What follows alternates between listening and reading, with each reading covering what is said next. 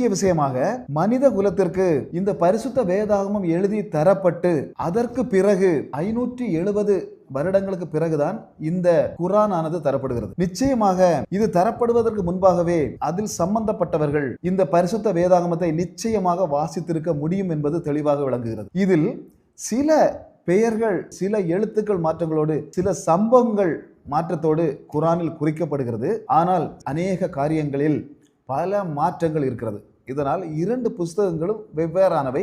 இதில் சொல்லப்படுகிற 2 இறைவர்களும் வேறு வேறு என்பதனை இந்த நிகழ்ச்சி மூலமாக தெளிவாக சொல்லிக்கொள்ள ஆசைப்படுகிறோம். இந்த வார உங்களுக்கான கேள்வியாக, இயேசு கிறிஸ்துவின் தலைமுறை பட்டியலில் மத்தேயு சுவிசேஷத்தில் குறிப்பிடும் போது தாமார் என்று சொல்லப்படுகிற ஸ்திரீ ஆபிரகாமின் எத்தனையாவது சந்ததி, எத்தனையாவது தலைமுறை? சரியாக கமெண்ட் பண்ணுகிறவருடைய பெயர்கள் அடுத்த வீடியோவிலேயே தெரிவிக்கப்படும் என்பதனையும் தெரிவித்துக் கொள்கிறோம். இயேசு கிறிஸ்து தாமே உங்கள் அனைவரையும் ஆசீர்வதிப்பாராக.